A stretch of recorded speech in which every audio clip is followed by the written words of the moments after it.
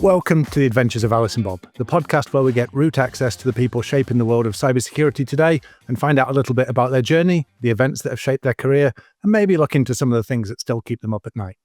Our guest today has had a front row seat to some of the most significant cyber conflicts and incidents of our time. Chris Kobeka is a cybersecurity expert whose career spans from the military to the world stage of cyber warfare and diplomacy. From her early days in the US Air Force and Space Command to advising governments on critical national infrastructure protection, Chris has navigated complex international cybersecurity incidents, including the devastating Shamoon attack on Saudi Aramco, which we'll be talking about later in this episode. She's also co-authored the Abraham Cyber Peace Accord with Richard Clarke. Currently serving as Senior Cybersecurity Advisor at Elemental Concept and Chief Hacktress at Unit 6 Technologies. I think that's a new title for us there, Hacktress. I like that, Chris. She combines her technical expertise with geopolitical insights to tackle the emerging threats in cyberspace, quantum computing, AI, and much, much more. Chris, welcome to the podcast. Well, thank you so much for having me. Now, I said in the intro that your kind of early career started in the US Air Force, but actually your journey in the world of cybersecurity began at a much younger age. So maybe you can tell us a little bit about how you first became interested in technology and maybe specifically telephones. Well, when I was a kid, I was fascinated with technology. And I get into it quite honestly because my mother was a robotics programmer on automated manufacturing, and she also developed one of the world's first handwriting recognition software. I remember the summer where she would take me to the beach and she would be on a chair hooked up to her system with a car battery, still programming, but trying to watch me swim, right?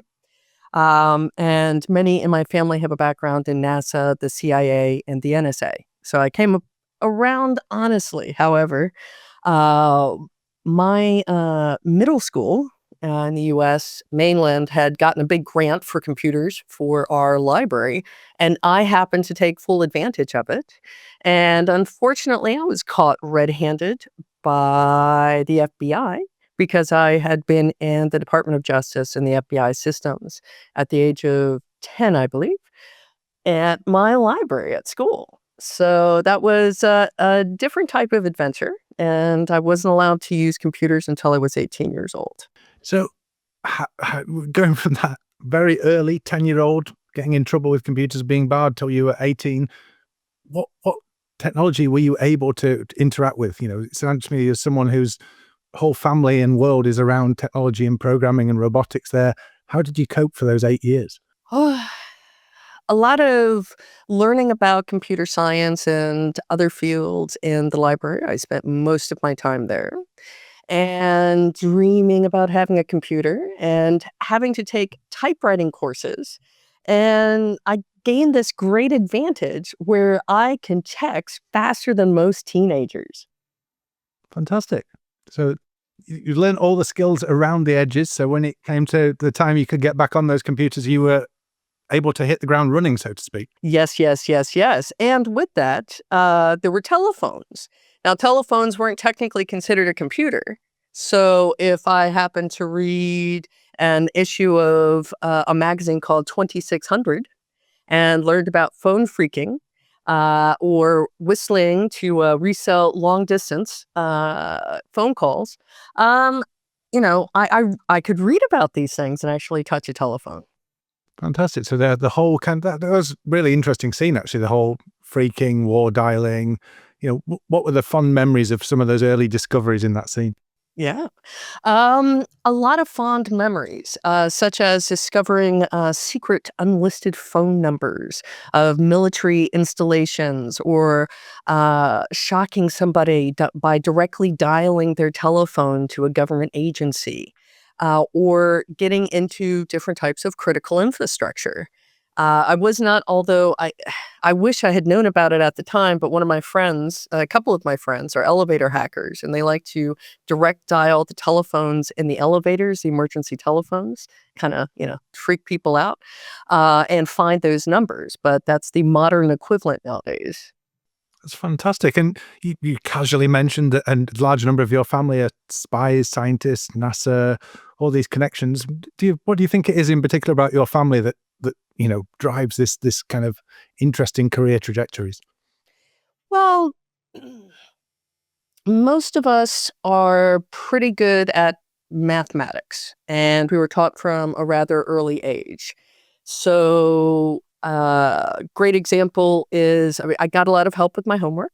One of my grandfathers was the head of the materials division at NASA, at Goddard Space Center. Another one was an expert in cryptography. And so before I went to school, he taught me very basic cryptography, like a Caesar cipher and so forth, as he put it, so I could always be able to pass private notes to my schoolmates without the teachers catching me. But they made it fun. This is the reason why you have to know about different powers of two, or in nature there are these different patterns, and to look at it more mathematically. And so it was very hands-on and wonderful, because books, quite frankly, aren't always the best method of teaching a child or an adult.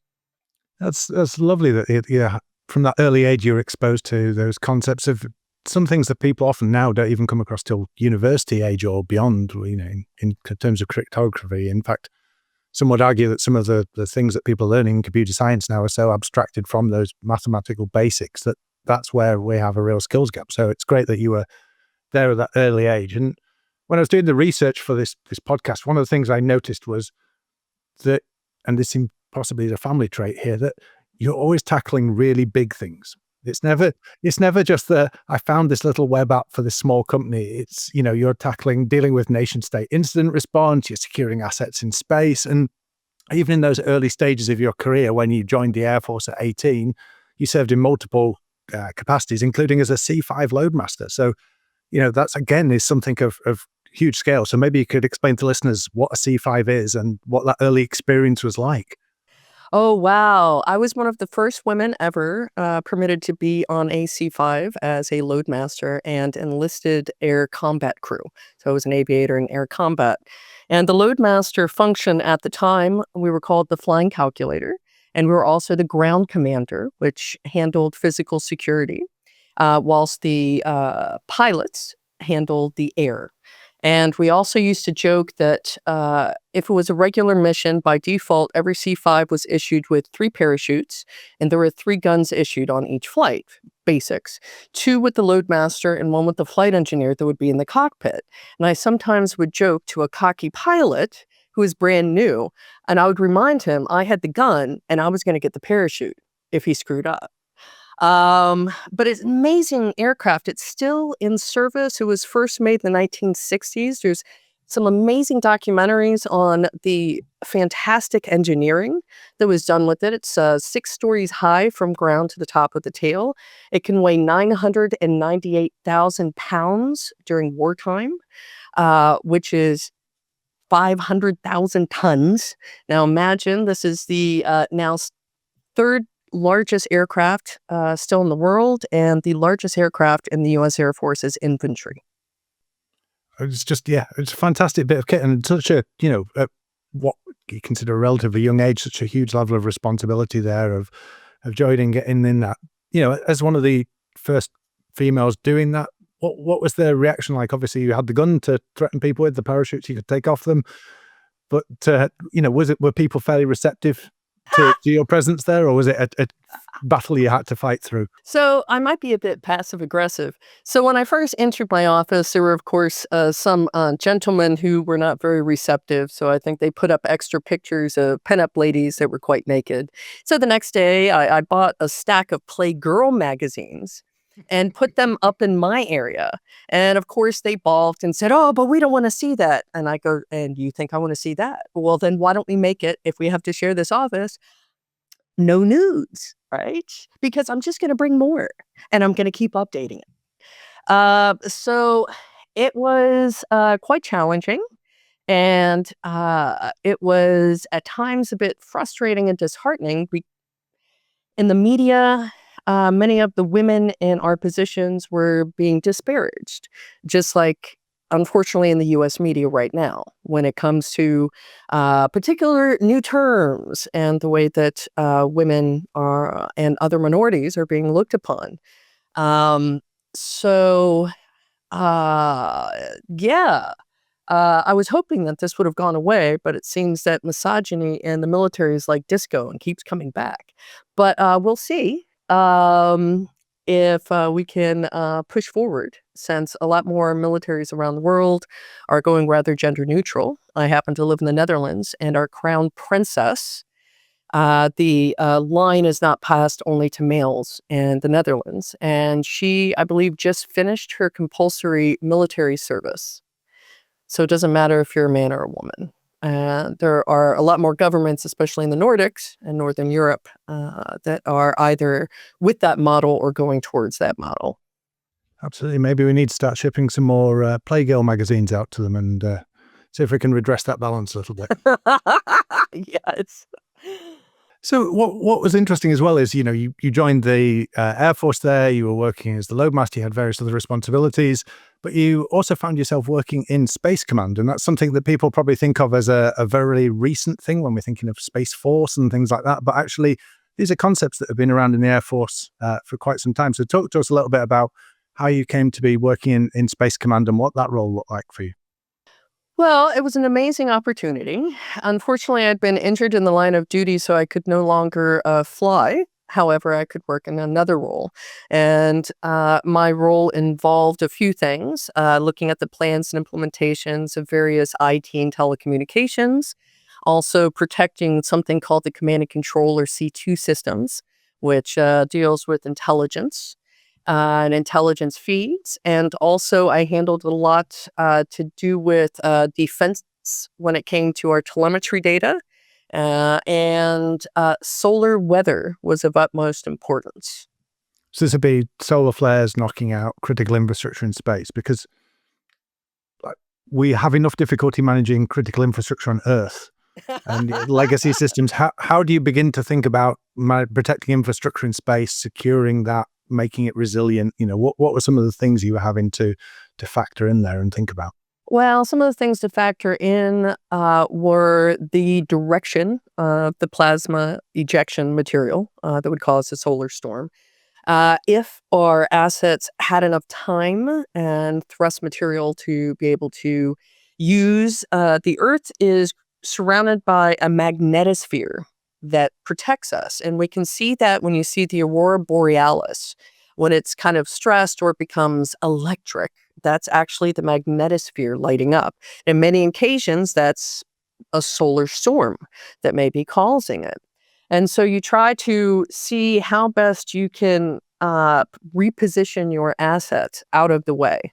And there are certain directions where if a solar storm occurs, you've got almost no time, or you might have 26 minutes or slightly longer. And as well as the kind of the solar storms and the other things going on there, I'd heard the term in my research vampire satellites. So Oh, yes. that sounds like a fascinating. I never quite got to the bottom of what a vampire satellite is. So maybe you could talk to us about what a vampire satellite is and how you deal with that, because it sounds quite terrifying.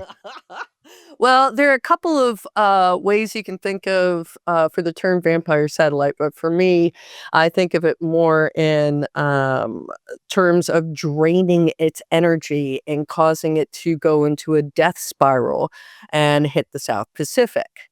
So there was a technique where our particular adversaries may or may not have repositioned their assets to cause a shadow over the solar panels of our assets, thereby draining the battery and the energy and causing it to drift, thereby entering a death spiral. Fascinating. It's not a concept I've ever come across, that shadowing to block the solar panels, knock things out. And then obviously, as time has gone on, this was probably about 2 decades ago you were working on this. We've now seen space being heavily commercialized and a lot more satellite operations. What's the threat landscape out there now? What do you think some of the challenges we're facing? It's funny. Between myself, Oxford University, De Montfort University, and Holloway University, and a couple of other organizations, we ran the UK's first space hackathon for a variety of master's and PhD DV cleared students at Royal Holloway. And out of it all, the top threat, and I think I put it on social media back then, were the owners of assets, private assets in space, because currently our three major space treaties, not only are they quite aged, but they don't cover commercial assets, they only cover governments. And that means that a commercial enterprise could do the vampire satellite against a competitor or a national interest. We've got on Earth, no protection from those kind of rogue commercial enterprises, potentially. No. I mean, I remember as a kid watching an old movie called Moonraker from James Bond, where there was the classic in a volcano evil lair and a multi-millionaire at the time, because they had no concept of billionaires, arranged for spacecraft to try to start a war between the United States and Russia and would steal the spacecraft and cause all this geopolitical chaos to gain control of the world. And there was the challenge of a private entity not covered by any particular space treaties. And there's a variety of other things that could happen. Like right now, some of, for example, Starlink's assets are blocking astronomical features for scientists on Earth. These astronomical features not only are away from Earth, but also things like weather satellites. And then you add on another company's assets and another company's assets. And are they following the same rules? Are they set up with encryption? If not, can they be used or misused by a nefarious party? A good example is there are some really old U.S. Air Force satellites, and I think the U.S. government leaves them open for a reason, that there's no encryption when they were put up. So the Russian troops in Ukraine use them to relay messages because they have problems with their communications. What do you do when you can launch CubeSats out of an unfriendly country at $10,000 a piece, and they could be armed with surveillance equipment or man-in-the-middle equipment or aimed as weapons?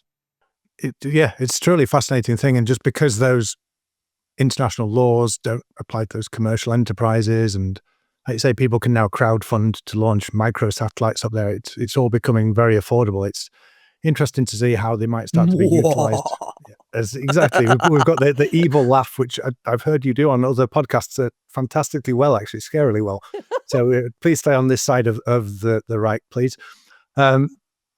But yeah, I think it's just such an interesting area of, where things are going to sit with those communications in the future.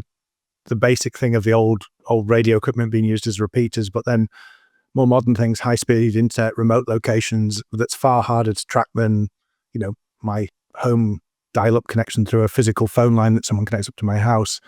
They know where I am, they know where the connection is, they know they can trace an IP back to a physical location. When it comes to satellites, maybe not so much there. Yep.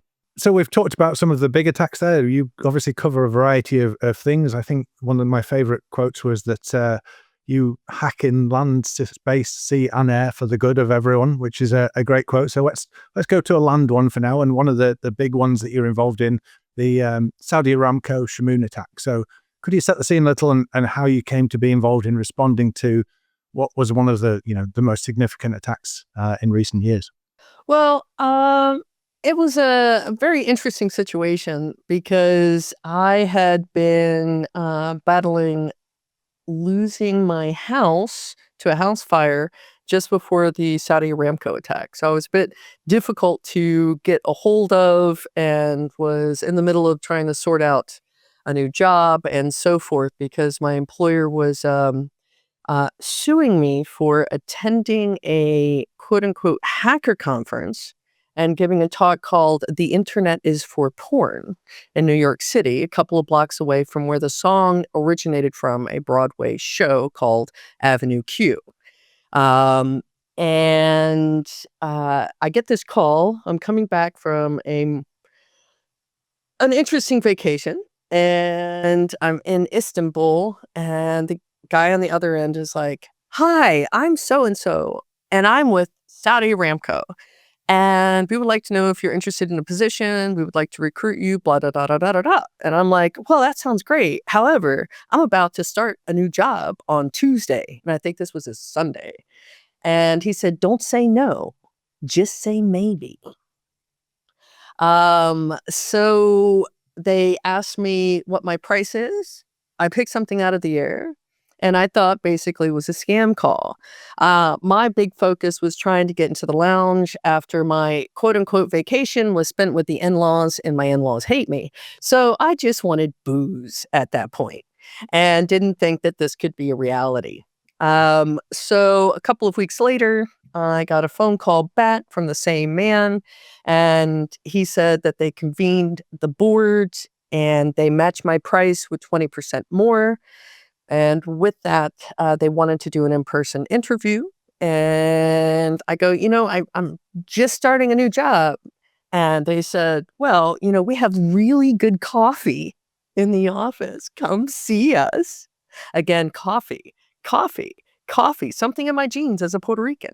So beforehand, I did ask them, wanted to double check that they knew that I was a lady, Chris, because I know I have a deeper voice and a bit of a unisex name.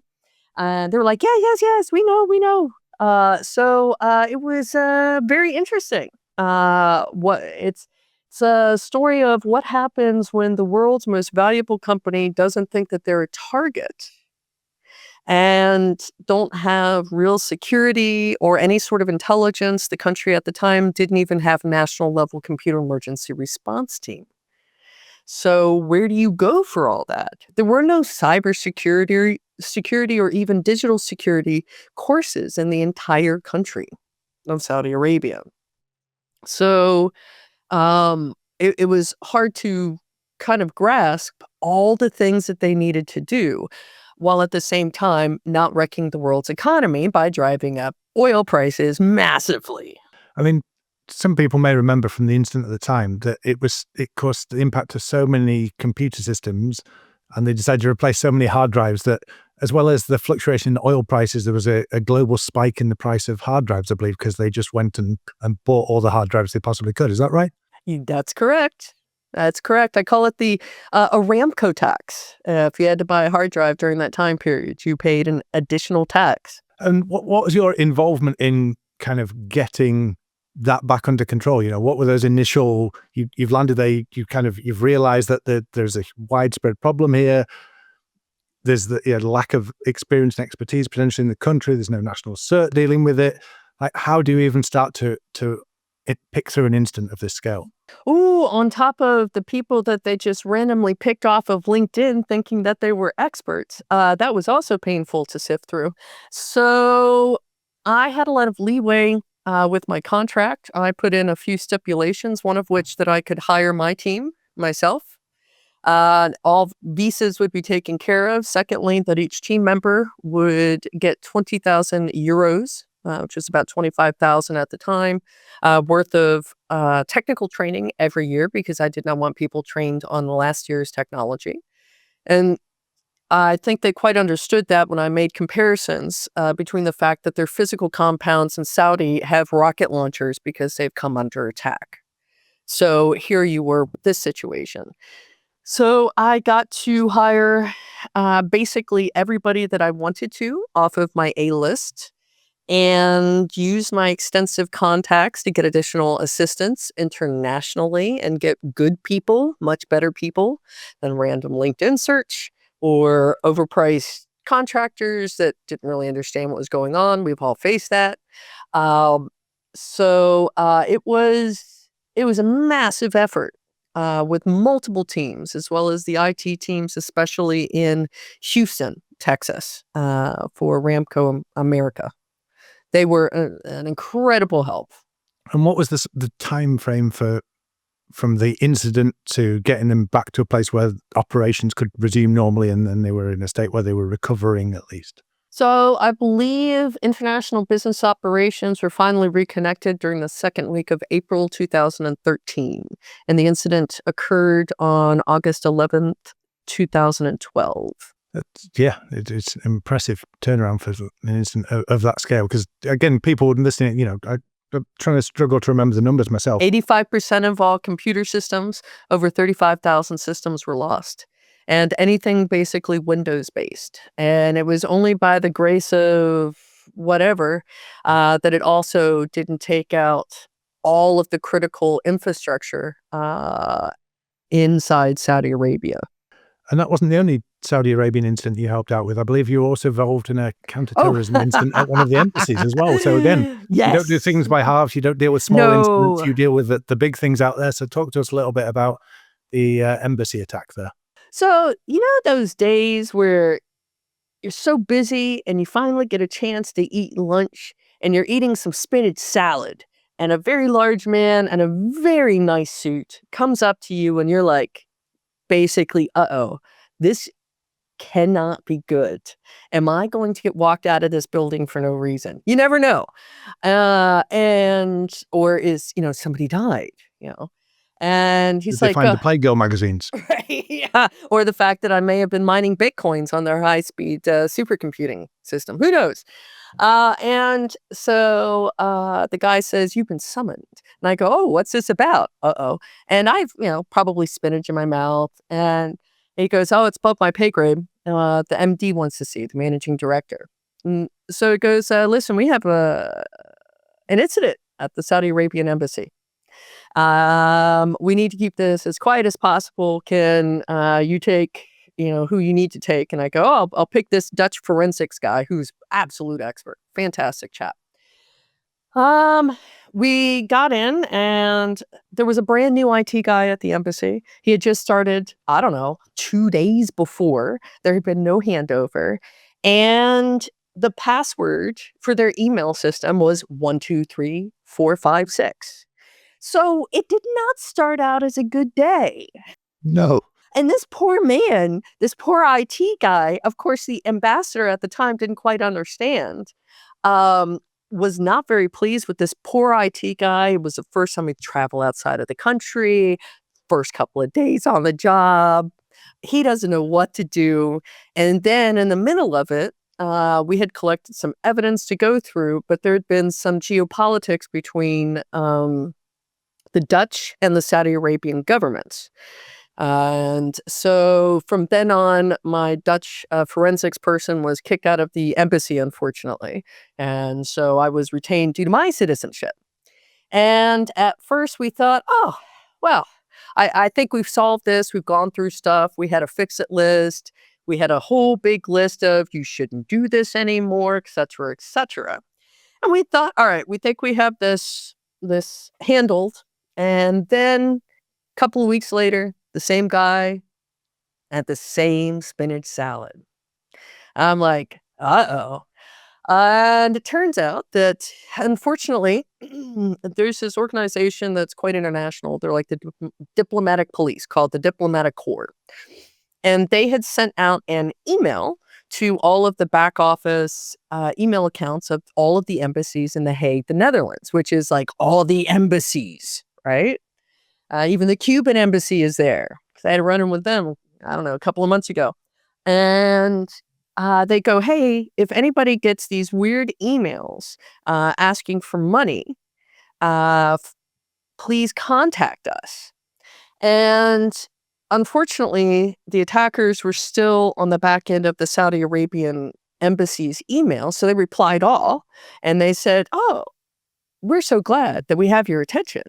We're now raising it from the initial 25,000 we asked 5 Islamic embassies to, I don't know, we'll start the going price." And I think they started it at 10 million initially, going all the way up to 50 million. Now, of course, all of the embassies in the entire city of The Hague, the city of the peace, got these copies, and it freaked them out. Some of the embassies put warnings on their websites. A couple of the embassies, the Islamic embassies, one of them in particular had given me evidence so I could look at certain things. Other ones refused to help, which is fine, whatever. Geopolitics, diplomacy, And then the threats started appearing where the attackers threatened to blow up a national landmark on the beach, this place, Scheveningen beach in The Hague, called the Kurhaus. It was the fancy hotel where the big cruise lines before airlines would come and pick up all the celebrities, right? And we were going to have National Saudi Day, where the hoity-toity VVVIPs, the Dutch royal family, other ambassadors were invited to, and they threatened to blow up that particular party and kill everybody. So, of course, National Terrorism Police got involved. And then all of this is going on. And I'm like, I'm going to take a break. I have a peer visiting from Houston. I haven't seen my spouse in a while. We're going to have a beer. I'm about to walk into my corner place, and the owner stops me and he goes, "There are 3 guys who've been waiting at the bar, sipping tea for you for the last 2.5 hours." My husband's like, "Wait, what's going on?" My American peer's like, "Wait, what's going on?" And I was like, "I'm a bit brazen." I walk right in. "Hi, how are you? I hear you've been looking for me." And they sit down their tea, and they all 3 give me business cards that they are cultural attaches of the Turkish embassy. And they want English lessons from me. And the catch is, they already speak English. Right? I mean, and you're like, I I thought I was handling an incident. Oh, yeah, no. And then it got weirder where we suspect the Iranian government had given the Yemeni government cash to purchase a building next door to us in The Hague. And I'm talking to my boss during this, and we'd already caught the Yemeni embassy staff trying to bend our fiber in our backyard, breaking into our building through our cafeteria, all sorts of stuff. And we were not in the embassy district of The Hague. So I'm talking to my boss, and his back is to a big glass window, and there's a drone. There's a surveillance drone. It turns out the Yemeni embassy thought it was A-OK to fly a surveillance drone over the top floor where the IT section was. So then we had to call the diplomatic corps, and they had to explain, you can do whatever you want over your embassy, but you are not allowed to fly any more drones over that building or outside of your embassy. So that was the first time I got droned. So it just got, weirder and weirder until finally we're able to catch up with the culprit, the main culprit, who unfortunately was an insider. And, it's very interesting when you have an insider writing emails signed ISIS, because they were kind enough to put who exactly was signed by. And he was reassigned. Unfortunately, a couple of weeks after his reassignment, he was the only one who died in a car bomb in a very dangerous diplomatic area somewhere in the world. I mean, you talked earlier about Moonraker and James Bond, but this is kind of the world you've been operating in. We're waiting for the Chris Quebecer Netflix series, I think, coming out at this rate to see, series 3, what adventures he got up to. But all that weirdness, like, to cut through some of that. So we often have guests on here, and they're talking about the challenges of working with organizations, dealing with incident response, dealing with security things, sometimes dealing with maybe nation state attackers. But I'm just amazed how much more complicated it gets when you've got that intersection of geopolitics as well. Oh, yeah. And multiple players. What are some of the ways you have to think differently and navigate that landscape because of geopolitical situations you wouldn't, things you would normally do that maybe you have to think about differently? So I picked up this great app last year in Sofia, Bulgaria, where it'll tell me if somebody is downgrading my phone communications to start surveilling on me. I am very careful with giving away my location beforehand, or a variety of different things. I have had interesting potential assassination attempts. Recruitment efforts, which obviously did not work because I don't really want to live in Iran. I don't know. Doesn't sound like a friendly place for ladies, or anybody in particular at all. So it's been interesting, and there can be challenges, especially working with journalists on some big stories and helping with a variety of different investigations. You have to be very careful. But it does add another layer, and it also enables me to have more of a voice operating at a slightly different layer. It's one thing where I still put in for CVEs, but it's another thing when I can directly participate in global investigations. And you haven't, despite all these challenges and these quite terrifying things you've dealt with, I don't believe you've shied away from continuing your work and continuing to investigate things. I was listening to a podcast earlier where you've been looking into, I think it was some things around the government in Venezuela, Oh, and yes. using your kind of hosting skills and just going out there, just not necessarily targeting a particular thing, just seeing what was going on out there and then coming to some conclusions, uncovering some things. So maybe you could talk to us a little bit about some of your recent work and some of the investigations that you've been involved in. Certainly. So when the election occurred last July 2024, and the results were not published with a variety of different excuses, one of which the Maduro administration said that North Macedonia was committing a cyber warfare attack against them. Tiny little country of North Macedonia. Sure, man, sure. So that was one of the big reasons why they could not post the official results on the official election website. So when I was contacted by Venezuelan friends and was told the situation and what was occurring, that there were thousands of detainees being picked up, disappeared, etc., and there were a variety of individuals that risked quite a bit to end up getting me information on some of those detainees.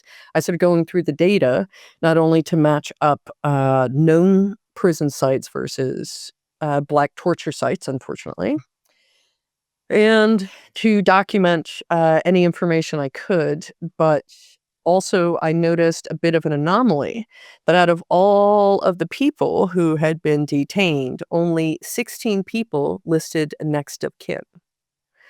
And so I verified that, hey, is this because you don't want your mom arrested? And they're like, yeah.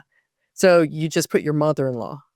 Um, but in all seriousness, the only other real options are trying to go to the prison website, the prison administration website, which at the time was being led by a Mrs. or Miss Rangel. And she is a six country sanctioned person. And since I don't use a lot of JavaScript when I search the internet, and that's okay.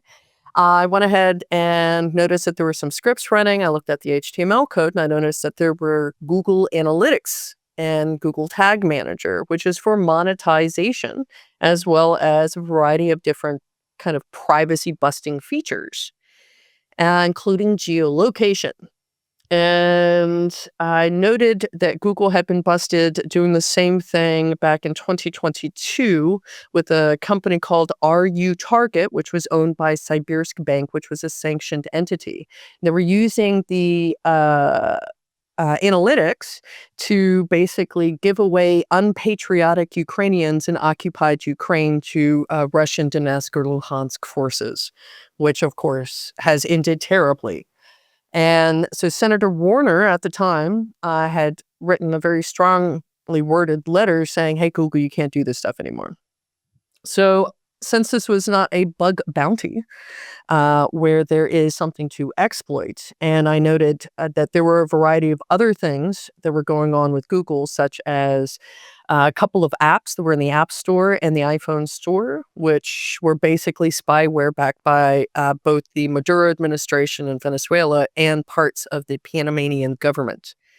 And it was a big challenge to try to get this stuff taken down from the app stores, but Google, after contacting them, refused to cut off access to the Google Analytics to the Venezuelan government, especially the ones who are sanctioned, including Venezuelan government military websites, which are still running it.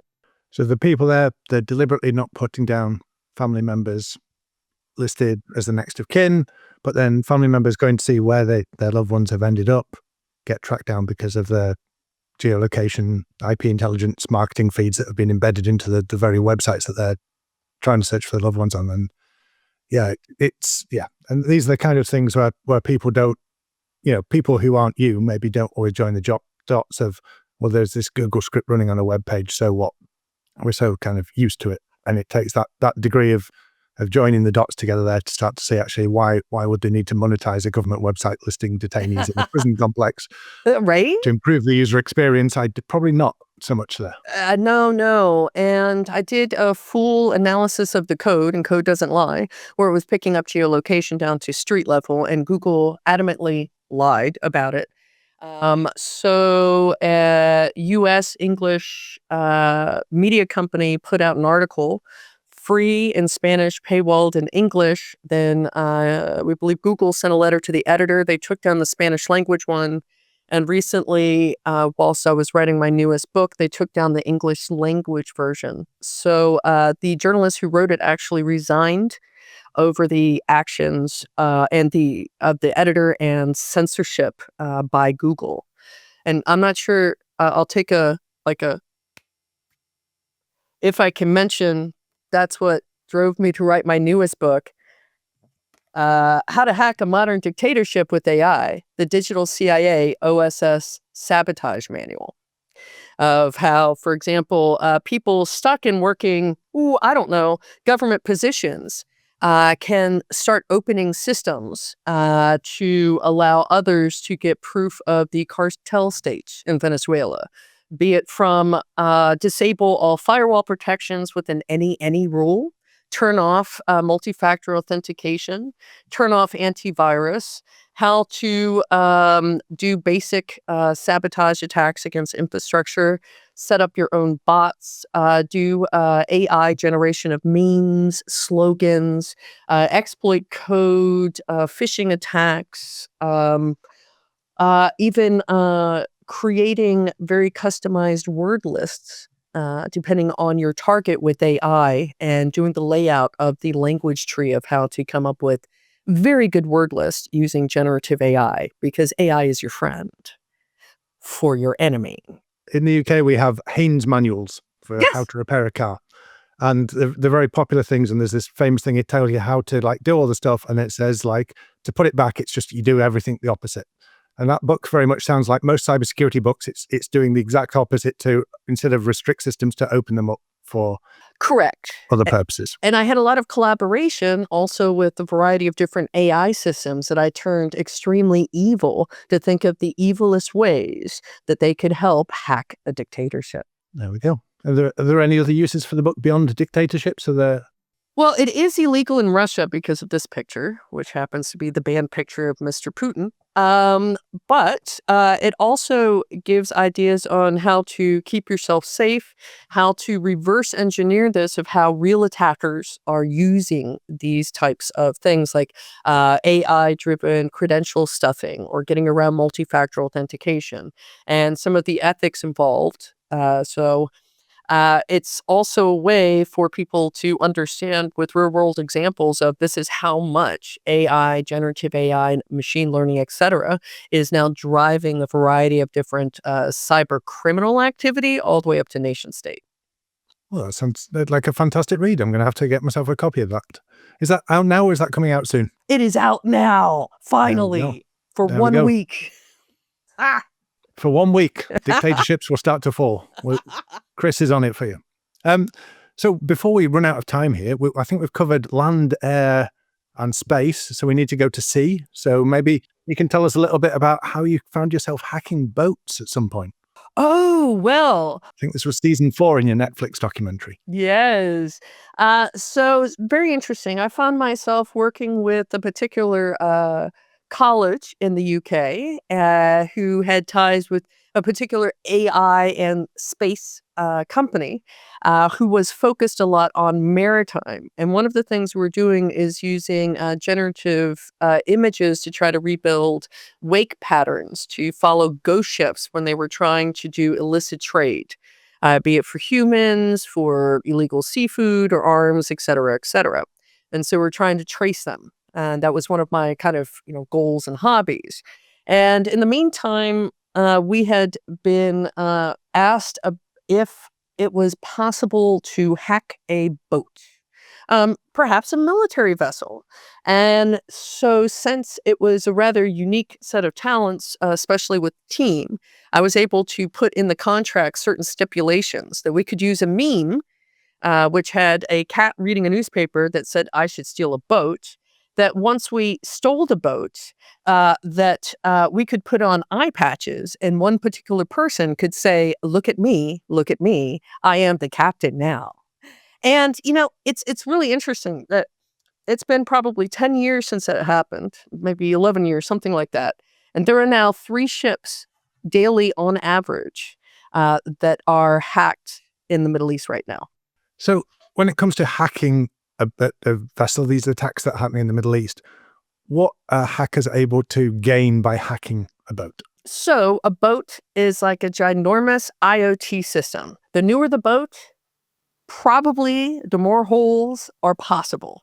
Now, the last time I was at this organization called the IMO, which was not last year, but the year before, one of the speakers came up at the International Maritime Organization. And he said 2 things that really stuck with me. Firstly, that all hackers wear hoodies, and the only people who had hoodies in the room were me and another hacker that I invited. And 2, that the default password should not be 12345 6 on ships' systems. Now, you've got printers, you've got IoT cameras, you've got IoT hull sensors, you've got all the IT, the networking stuff that you would have in any sort of organization, plus you have the control system.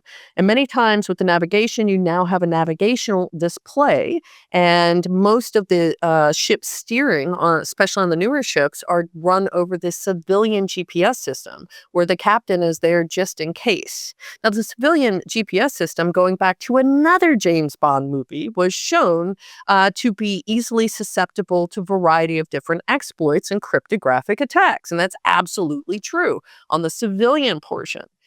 Some attackers go after the display. Some try to reroute with the identification systems. Depending on how close you can get to the boat, if their comm systems and their IoT comm systems are not secured, especially their modems, like when's the last time you updated your modem?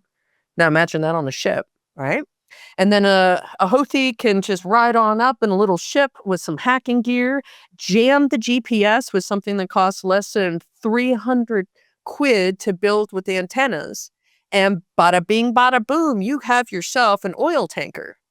And not to reference the book, but I actually have a case study where I developed the modern equivalent of the greatest pirate queen in the world ever.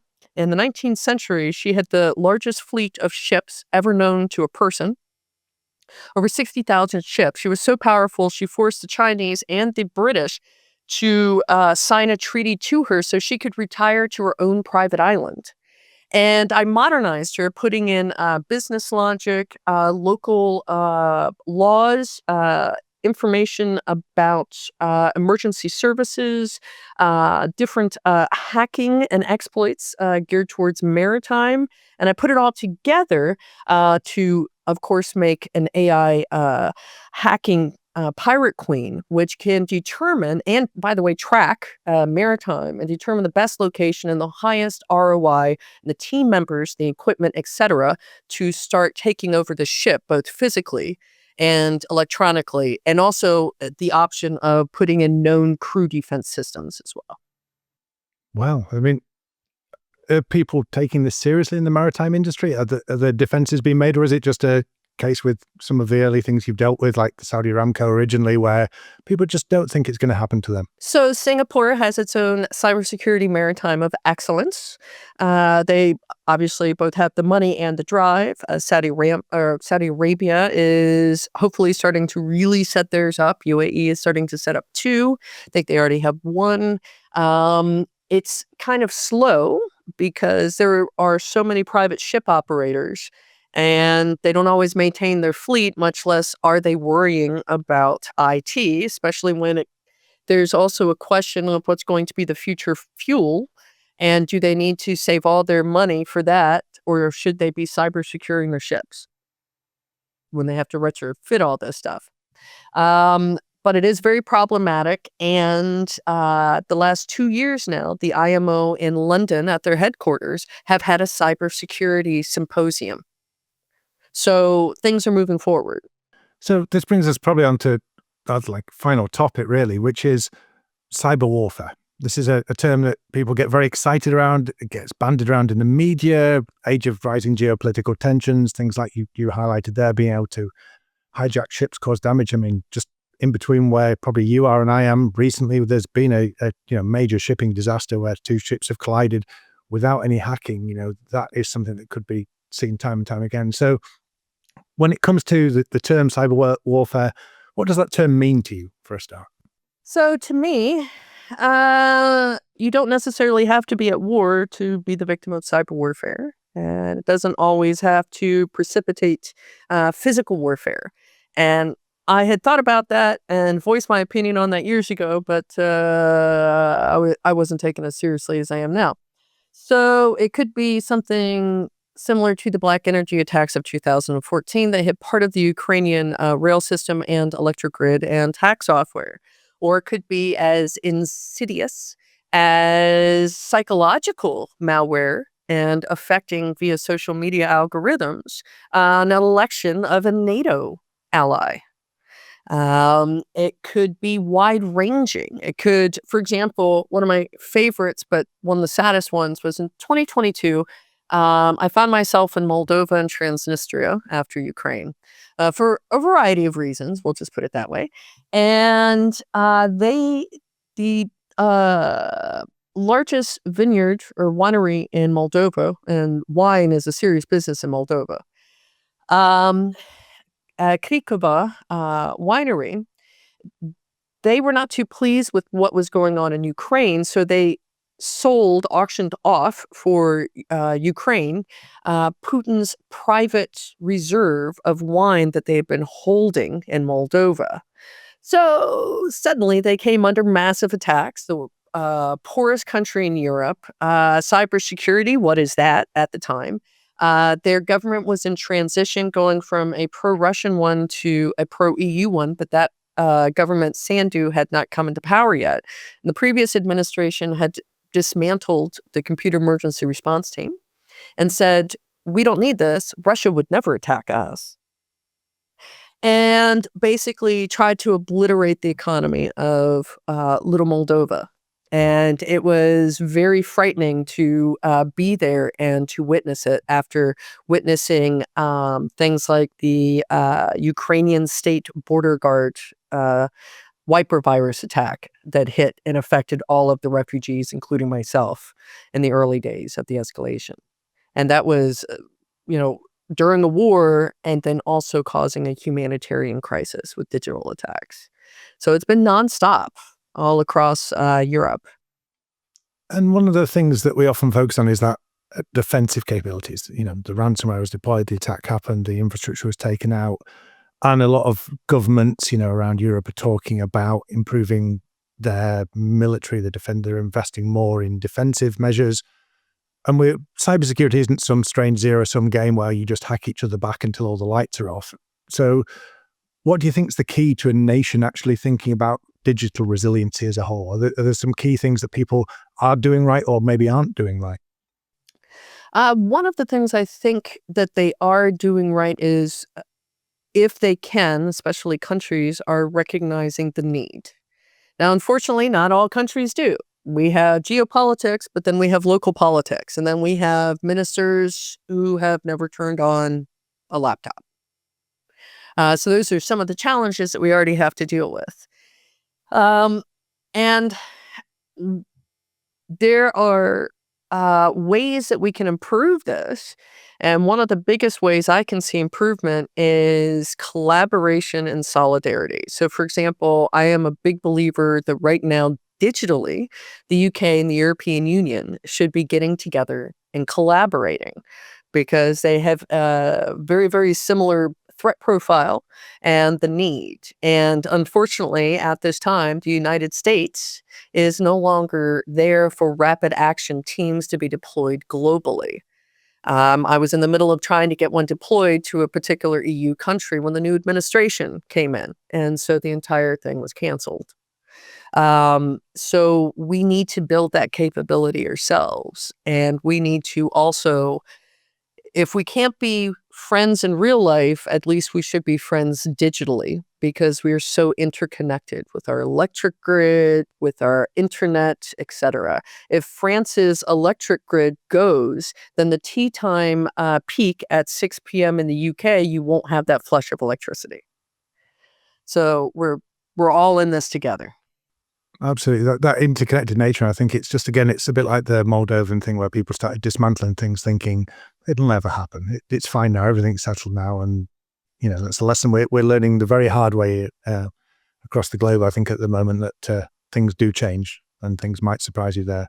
And like you say, the cross-dependency of systems is quite terrifying. So you've been at the forefront of many emerging threats. You've dealt with some of the biggest incidents we can think of in terms of security. What's the thing that keeps you up at night? What's the thing that you worry about most that's coming next or could come next? Are a couple of things. Lack of preparation for post-quantum computing when it deals with encryption and the effects it will have on privacy.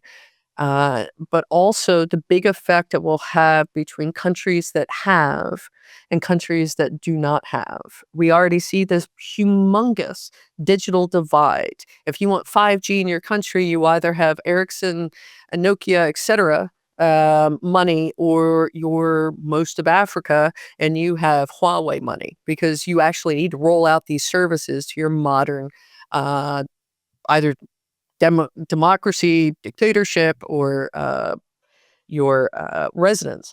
And what's going to happen when we already see that there are no big AI data centers in the entirety of the continent of Africa, because there are very few countries in the entire continent that have stable electricity.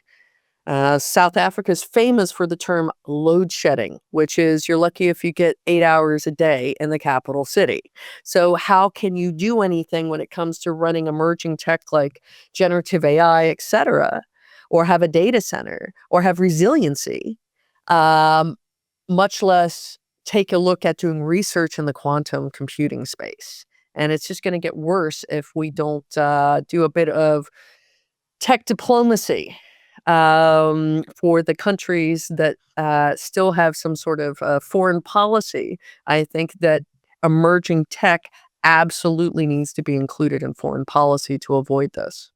The digital divide and digital diplomacy, it's something that, it's not something I've commonly thought of, but that is a wonderful, wonderful thought to end on there. So unfortunately, that's all we have time today for on the adventures of Alice and Bob. A huge thanks to our guest, Chris Becker, for sharing some of her journey with us today, from those early days of Playgirl in the Air Force, to securing satellites in space, to dealing with international incidents, to being offered payment for doing English lessons in a bar in the Netherlands somewhere.